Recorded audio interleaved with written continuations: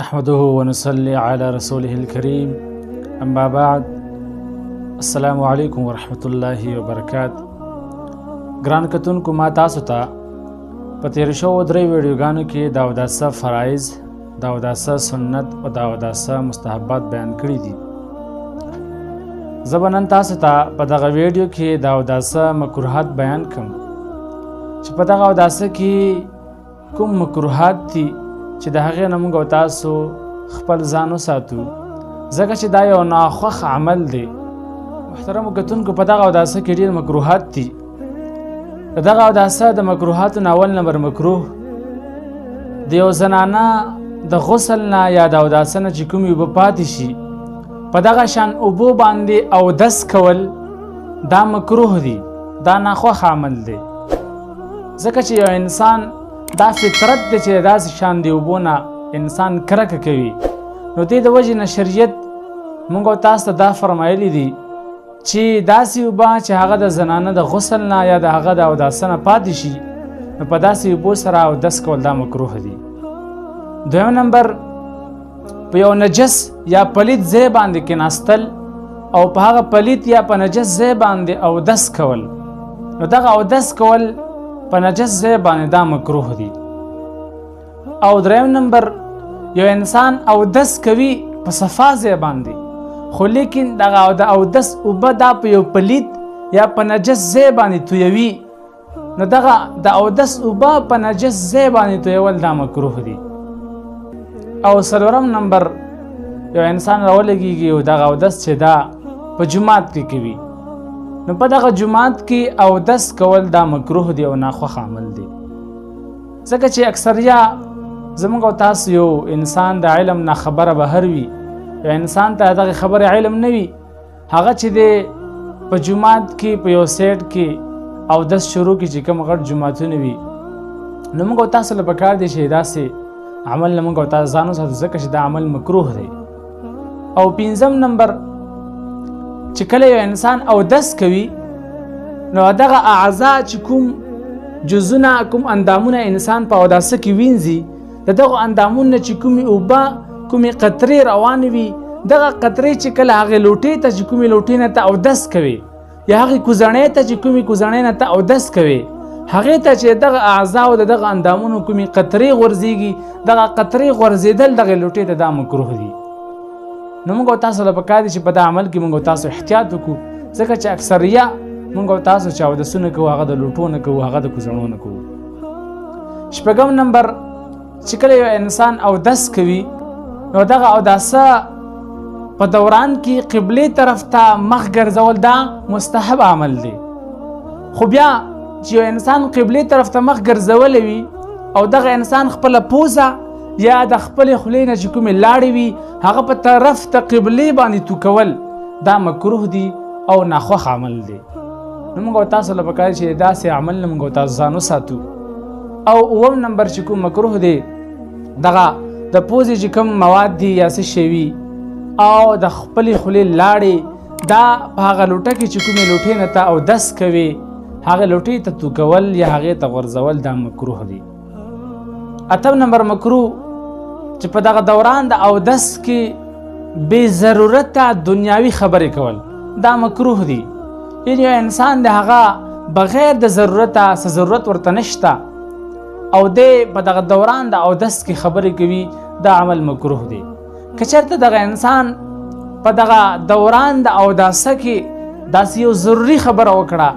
نو هغه دپاره څه خبره نشته، یو مکروه عمل یې ونه کړو، خو که چېرته دی دغه دنیاوي خبرې بغیر د ضرورته کوي نو دا عمل مکروه دی.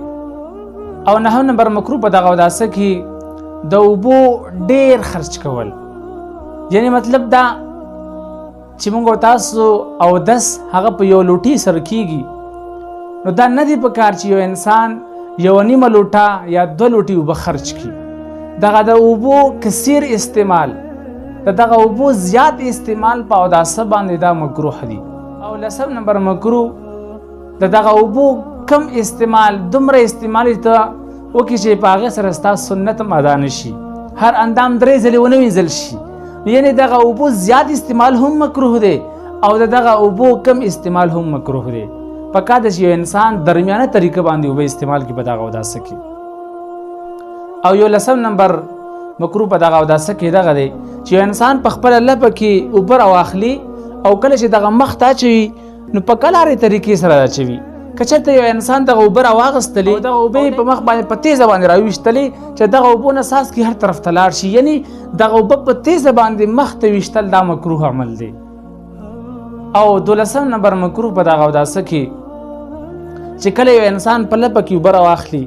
او خپل مخ ته اچوي په دغه دوران کې دغه اوبو ته په خوله باندې پوکې ورکول. دغه پوکې ورکول په دغه دوران کې چې کله ته مخ وینځي او مخ ته اوبه اچوي او کله تا پوکې ورکړو نو دا د مکروه عمل کو دا ناروا عمل دی. او 13 نمبر مکروه په دغه اوداسه کې یو انسان د هغه خپل مخ بغیر د ضرورت دغه لاس ښه برابر دی او دغه انسان په دغه یو لاس باندې اوبه راواخلي او دغه خپل مخ وینځي. صرف په یو لاس سره خپل مخ وینځل بغیر د څه عذر نه. که چېرته یو انسان ته عذر و لاس مات شوی یا لاس کټ شوی یا لاس نه و، الٰه العالمین د هر یو انسان د داسې یو عمل نه دغه انسان نه